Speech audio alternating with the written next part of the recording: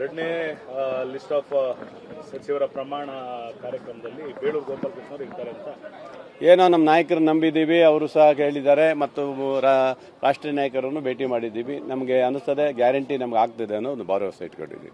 Sir, ಈಗ 3 ಜನ race ನಲ್ಲಿದ್ದಾರೆ ತಮ್ಮ ಕ್ಷೇತ್ರದಿಂದ, ಹೇಳಿ. ಮಧು ಬಂಗಾರಪ್ಪ ಮತ್ತೆ ನೀವು.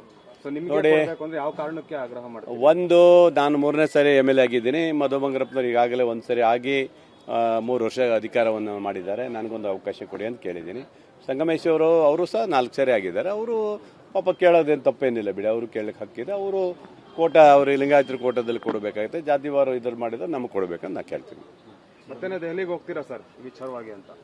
ನೋಡೋಣ, ಮುಂದೆ ಇನ್ನು MLC ಮತ್ತು ರಾಜ್ಯಸಭಾ ಚುನಾವಣೆ ಮುಗಿಲಿ, ಆನಂತರ ನಾವು ರಾಷ್ಟ್ರೀಯ ನಾಯಕರು ಭೇಟಿ ಮಾಡ್ಲಿಕ್ಕೆ ಡೆಲ್ಲಿ ಹೋಗೋಕ್ಕೆ ಏನಿದೆ, ಹೋಗ್ಬೋದಲ್ವ, ಹೋಗಿ ಬರ್ತೀವಿ ಅಷ್ಟೇ. 2ನೇ ಲಿಸ್ಟ್ ಯಾವಾಗ ರಿಲೀಸ್ ಆಗ್ಬೋದು ಸರ್? ಬೇಗ ಮಾಡ್ತೀನಿ ಅಂತ ಹೇಳಿದ್ದಾರೆ. ಬಹುಶಃ ಅದೇ MLA ಮತ್ತು MP ನಮ್ಮ ರಾಜ್ಯಸಭಾ ಏನು ಚುನಾವಣೆ ನಡೀತದೆ ಅದಾದ ನಂತರ ತಕ್ಷಣ ಮಾಡ್ತೀವಿ ಅಂತ ಹೇಳಿದ್ದಾರೆ. ಈಗ ಹೈಕಮಾಂಡ್ ನಾಯಕರು ಬರ್ತಿದ್ದಾರೆ ಸರ್ ಇವತ್ತು. ಇಲ್ಲ ಅದೆಲ್ಲ ಮಾಡಬಾರ್ದು, ಅವೆಲ್ಲ ತಪ್ಪಾಗುತ್ತೆ. ನಮ್ಮ ರಾಜಕೀಯ ಉದ್ದೇಶಕ್ಕಾಗಿ ಹೈಕಮಾಂಡ್ ಅವರು ಬಂದಂಥ ಸಂದರ್ಭದಲ್ಲಿ ಇವೆಲ್ಲ ತರುವಂಥದ್ದಲ್ಲ.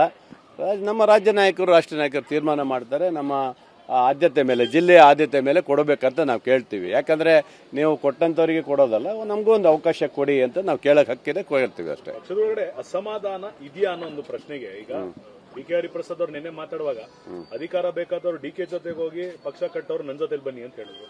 ಅವ್ರೇನು ಹೇಳಿದ್ದಾರೆ ಹೇಳಿ? ಅಧಿಕಾರ ಅಂತ ಹೇಳಿ ಆ ಕಡೆ ಸಿಗುತ್ತೆ, ಅವ್ರು ಕೊಡೋದು, ನಾನು ಕೊಡಕ್ಕೆ ಬರೋದಲ್ಲ. ಪಕ್ಷ ಕಟ್ಟೋದಾದ್ರೆ ನಾನು ಮಾಡೋದಂತ ಹೇಳಿದ್ದಾರೆ. ಅದೇನಿದೆ, ತಪ್ಪೇನಿದೆ? ಅಸಮಾಧಾನ ಇಲ್ಲ. ಅದೇನು ಅಸಮಾಧಾನ ಅದು? ಈಗ ಅವ್ರೇನು ಹೇಳಿದ್ದಾರೆ, ನೀವು ಅಧಿಕಾರ ಅಂದ್ರೆ ನನ್ನ ಹತ್ರ ಆಗೋದಲ್ಲ, ಅವ್ರ ಹತ್ರ ಕೇಳಬೇಕಂತ ಹೇಳಿದ್ದಾರೆ. ಪಕ್ಷ ಇದ್ರಾಗ ಹೇಳಿ ನಾನು ಕೊಡ್ತೀನಿ, ಬನ್ನಿ ಕೆಲಸ ಮಾಡಿ ಅಂತ ಹೇಳಿದ್ದಾರೆ. ಇದೆಲ್ಲ ಏನು ತಪ್ಪಿದೆ?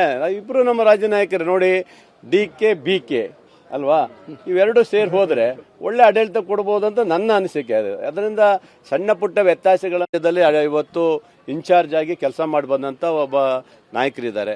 ಅವರಿಗೆ ಬಲಿಷ್ಠವಾದಂಥ ರಾಜ್ಯದ ಅಧ್ಯಕ್ಷರ ಪದವಿಯನ್ನು ಕೊಟ್ಟಿದ್ದಾರೆ. ಅದನ್ನು ನಿಭಾಯಿಸುವಂಥ ಶಕ್ತಿ ಅವರಿಗಿದೆ. ಹಾಗಾಗಿ BJPಯ ಅವರು ಎದುರಿಸುವಂಥ ಶಕ್ತಿಯೂ ಇದೆ ಅವರಿಗೆ. ಹಾಗಾಗಿ ಅಂಥ ಒಬ್ಬ ವ್ಯಕ್ತಿ ಅವರು ಹೇಳಿರುವಂಥದ್ದು ಸಹಜವಾಗಿ ಹೇಳಿದ್ದಾರೆ, ಬಿಟ್ಟರೆ ಬೇರೆ ಯಾವುದೂ ಇಲ್ಲ. ಯಾವ ಕಾರಣಕ್ಕೂ ಸಹ ನಮ್ಮ ಉದ್ದೇಶ ಏನು, ಮುಂದಿನ 28ಕ್ಕೂ ಸಹ ಕಾಂಗ್ರೆಸ್ ಪಕ್ಷ ಬರಬೇಕನ್ನೋ ಉದ್ದೇಶದಿಂದ ಹಿಂದುಳಿದ ವರ್ಗ ನೋಡಿ, ಈ ಹಿಂದುಳಿದ ವರ್ಗದ ಮುಖ್ಯಮಂತ್ರಿ ಆಗಿ ಮಾನ್ಯ ಸಿದ್ದರಾಮಯ್ಯ ಸಾಹೇಬರು ಇದ್ದರು. ಅವರ ಒಂದು ಸ್ಥಾನಕ್ಕಾಗಿ ಇವತ್ತು ಹಿಂದುಳಿದ ವರ್ಗದವರಿಗೆ ಅದು ಅಧಿಕಾರವನ್ನು ಕೊಟ್ಟಿದ್ದಾರೆ. ಅವರ ಮಗನಿಗೂ ಸಹ ಅಧಿಕಾರ ಕೊಟ್ಟಿದ್ದಾರೆ. ಇವತ್ತು ಯಾರಿಗೆ, ಯತೀಂದ್ರರಿಗೂ ಕೊಟ್ಟಿದ್ದಾರೆ. ಹಾಗಾಗಿ ಯಾವುದೇ ಭಿನ್ನಮತ ಬರುವಂಥ ಪ್ರಶ್ನೆಯೇ ಇಲ್ಲ. ಅಧಿಕಾರ ಸಿಗುವಂಥದ್ದು ಇದರಲ್ಲಿ ಸ್ವಲ್ಪ ಎಲ್ರಿಗೂ ಕೊಡೋಕ್ಕಾಗಲ್ಲ. 136 ಜನರಿಗೂ ಸಹ ನಾವು ಅಧಿಕಾರ ಕೊಡೋಕ್ಕಾಗಲ್ಲ. ಕೊಡೋದೇ 32 ಜನರಿಗೆ. ಅದನ್ನು ಸ್ವಲ್ಪ ಸರಿದೂಗಿಸಿಗೆ ತೆಗೆದುಕೊಂಡು ಹೋಗುವಂಥದ್ದು ಒಳ್ಳೆಯದು ಅಂತ ನಾನು ಹೇಳ್ತಾ ಇದ್ದೀನಿ.